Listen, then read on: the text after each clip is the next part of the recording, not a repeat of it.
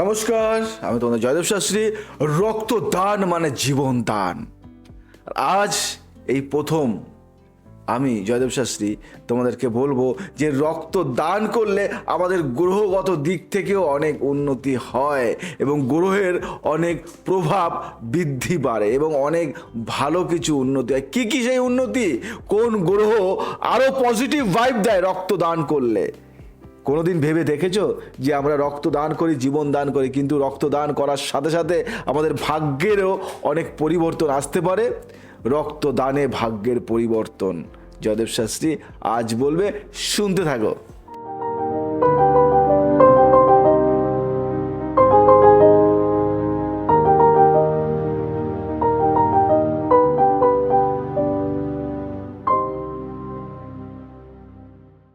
রক্তদান করার সাথে গ্রহের কার্যকারিতা এবং প্রভাব নিয়ে জ্যোতিষশাস্ত্রে বিস্তারিত আলোচনা তেমন নেই, কিন্তু আমি এটা বলবো এটি মানবিক কাজ হলেও গ্রহগত দৃষ্টিকোণ থেকে গুরুত্বপূর্ণ। এখানে রক্তদানের সাথে যুক্ত উপকার, অপকার এবং প্রতিকারের বিষয় বিশদে আমি বলবো আজকে।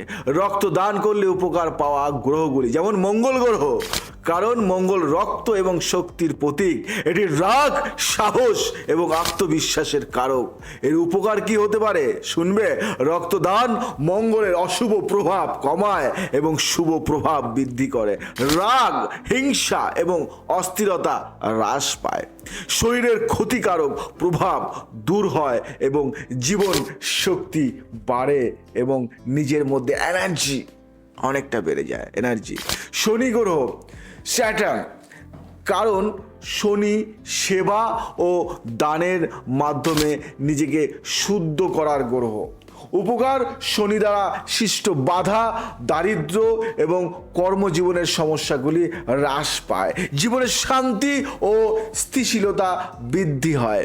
শনি সাড়ে সাতি ও ধাইয়া কালীন প্রভাব কমে যায়। সূর্য গ্রহ, কারণ সূর্য স্বাস্থ্য ও আত্মবিশ্বাসের গ্রহ। এর উপকার কি হতে পারে? রক্তদান সূর্যের শক্তি বাড়ায়, ফলে শারীরিক ও মানসিক স্বাস্থ্যে উন্নতি হয়, আত্মবিশ্বাস বৃদ্ধি পায় এবং নেতৃত্বের গুণাবলী উন্নত হয়। বুঝতে পারলে? তার মানে আমরা এখন থেকে রক্ত দেব, আগেও দিয়েছি। রক্ত দিলে আমরা লোকের জীবন দান করি, কিন্তু রক্ত দিলে আমরা নিজেদেরও কিন্তু অনেক উন্নতি হয়, আমরা জানি না। রক্তদানের সম্ভাবনা, অপকার ও গ্রহগত কারণ।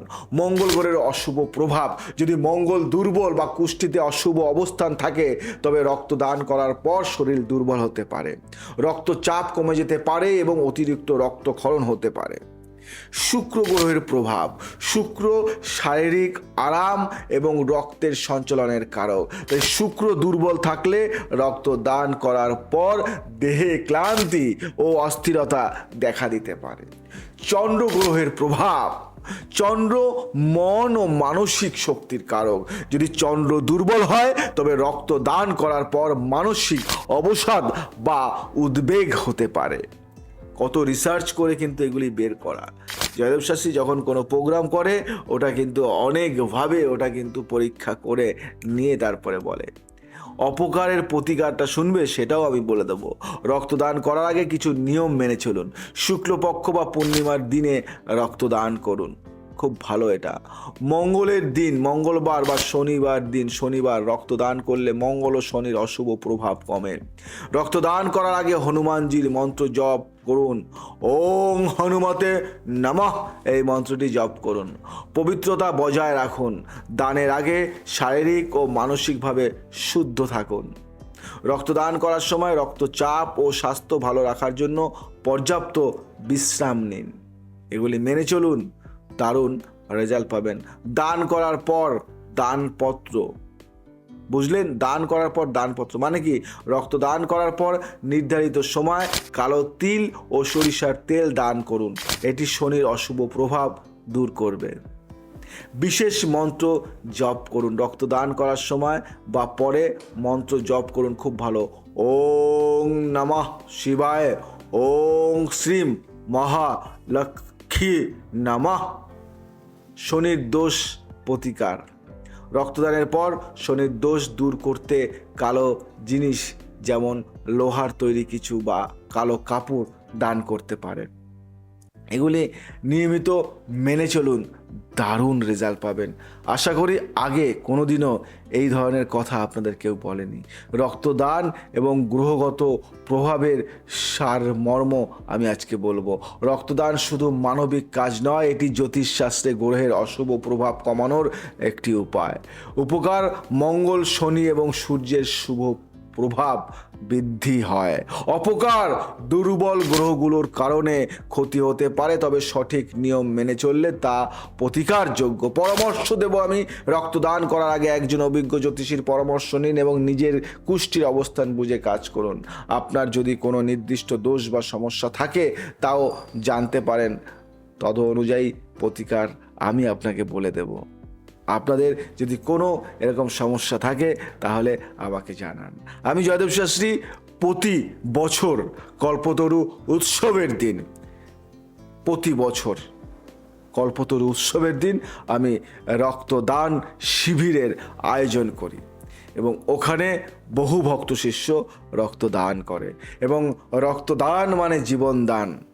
এবং সেই জীবনদানের সাথে সাথে যেহেতু আমি একজন অ্যাস্ট্রোলজার, তাই রক্তদান করলে তার গ্রহগত অনেক অনেক অনেক ডেভেলপমেন্ট আসে। তাই আপনারা যারা রক্ত দিতে চাইছেন বা চান তারা নিয়মিত আপনারা মাঝে মাঝে রক্ত দিতে পারেন, কিন্তু একজন ডক্টরের পরামর্শ অনুযায়ী বা একজন জ্যোতিষের পরামর্শ অনুযায়ী আপনি কিন্তু রক্ত দিতে পারেন। তাহলে কি হয়, রক্ত দেওয়া ভালো, স্বাস্থ্যের পক্ষে ভালো, নিজের গ্রহগত দিক থেকেও ভালো এবং সমাজের জন্যও ভালো। এবং আপনি রক্ত দেওয়া মানে আপনি অপরের জীবন দান করছেন, নিজের গ্রহগত দিক থেকেও কিন্তু অনেকটাই ভালো করছেন। শুধু যে আপনি অপরের মানে দান করছেন তা নয়, নিজেরও কিন্তু ভালো হচ্ছে। আর যদি আপনি সঠিকভাবে আপনি রক্ত দিতে না পারেন তাহলে কিন্তু আপনারই ক্ষতি। তাই জেনে বুঝে আপনি রক্ত দেবেন। ভালো থাকবেন, সুস্থ থাকবেন। যদি আমার এই অনুষ্ঠানটি আপনার ভালো লেগে থাকে তাহলে শেয়ার করুন, লাইক করুন, কমেন্টস করুন, ছড়িয়ে দিন আপনার ফ্রেন্ড সার্কেলের মধ্যে। আজ আসবো নতুন কিছু নিয়ে। জয় শ্রী ঠাকুর।